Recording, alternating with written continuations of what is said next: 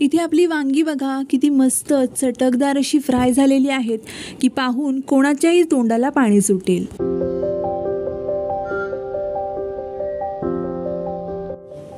आपण नेहमीच्या पद्धतीने वांगी फ्राय करतो त्यापेक्षा थोड्याशा वेगळ्या पद्धतीने वांगी फ्राय केली आणि ती इतकी छान झाली, दिसायला सुद्धा अगदी छान दिसतात आणि चवीला तर भन्नाटच लागतात। खूप जास्त टेस्टी, तोंडाची चव वाढवणारी आणि एकदम वेगळ्या पद्धतीची अशी फ्राय वांगी तुम्ही यापूर्वी कधीही बनवली नसतील आणि खाल्लीही नसतील। तर अशी वांग्याची सगळ्यात वेगळ्या पद्धतीची रेसिपी तुमच्यासोबत आज मी शेअर करते। तर ही फ्राय वांगी बनवण्याची पद्धत एकदम नवीन आणि वेगळी आहे। या पद्धतीने जर तुम्ही वांगी फ्राय बनवून आणि खाऊन बघाल तर इतर सगळ्या पद्धती विसरून जाल, एवढी ही वांगी फ्राय करण्याची पद्धत तुम्हाला आवडेल।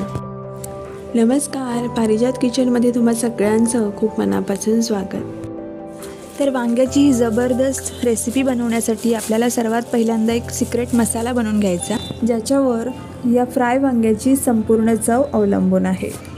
तर त्यासाठी आपण एका बोलमध्ये किंवा वाटीमध्ये घ्यायची 1 चमचा जिरे पावडर, सोबतच घेऊयात 1 चमचा धणे पावडर, 1 चमचा लाल तिखट, पाव चमचा हळद, 2 ते 3 चमचे शेंगदाण्याचं कूट, तसंच 1 चमचा गरम मसाला। आता या कोरड्या मसाल्यांमध्ये घालायचे 2 चमचे दही। दह्यामुळे मसाल्यांचा स्ट्रॉंगनेस बॅलन्स होण्यास मदत होते आणि चवही अगदी अप्रतिम लागते, म्हणून दह्याचा वापर इथे जरूर करावा। चवीनुसार मीठ घालायचं आणि हे मिश्रण सुरुवातीला असंच कोरडं मिक्स करून घ्यायचं। दह्यामध्ये मसाले मिक्स करून घेतल्यानंतर यामध्ये आता थोडंसं पाणी घालायचं, जेणेकरून याची पेस्ट तयार होईल।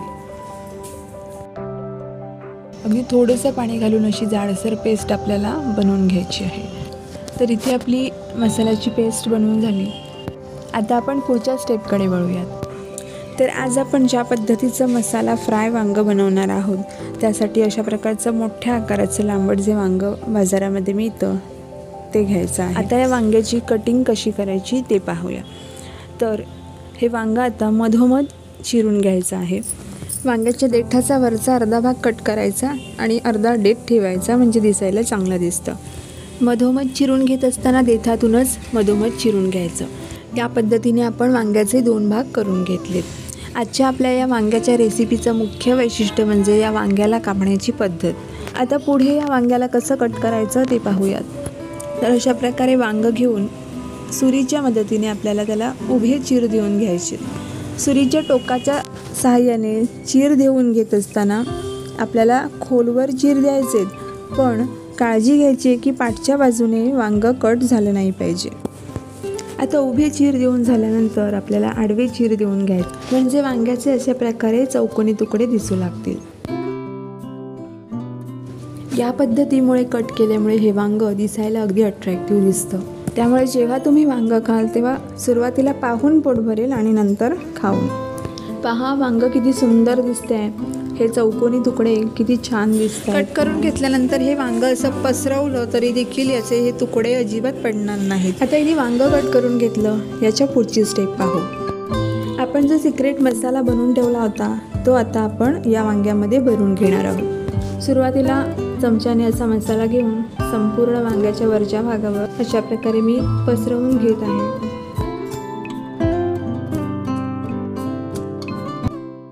आता वांगं असं पसरवून घ्यायचं, म्हणजे मधले मधले गॅप आपल्याला स्पष्ट दिसतील आणि त्यानंतर गॅपमध्ये अशा प्रकारे मसाला हातानेच भरून घ्यायचा।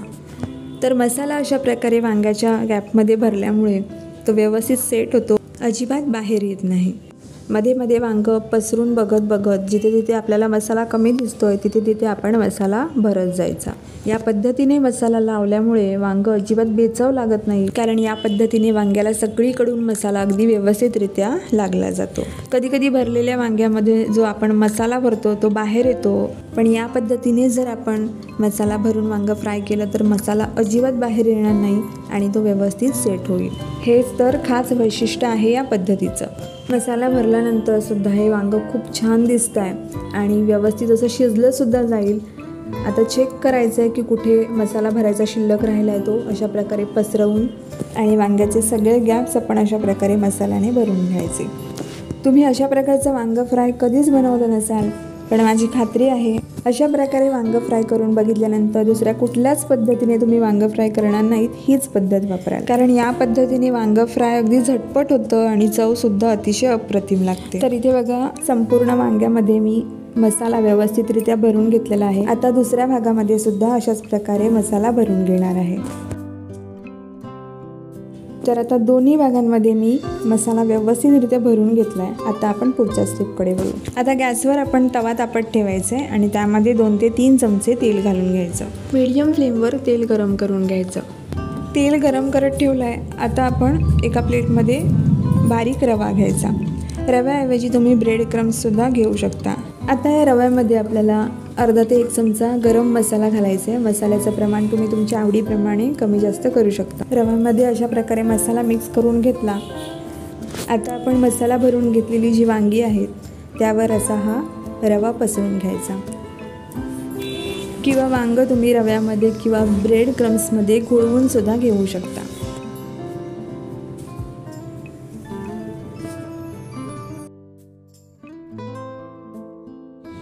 एक्स्ट्राचा जो रवा आहे तो अशा प्रकारे झटकून टाकायचा आणि वांग्याचा दुसरा भागसुद्धा आपण रव्याने कोट करून घ्यायचा.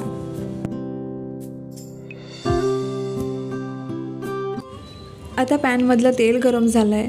यामध्ये आपण लगेचच वांगी ठेवून घेऊया. तव्यामध्ये वांगी फ्राय करत ठेवताना जी मसाला भरलेली बाजू आहे ती सुरुवातीला वरती ठेवायची, जेणेकरून आतील मसाला अगदी व्यवस्थितरित्या सेट होईल.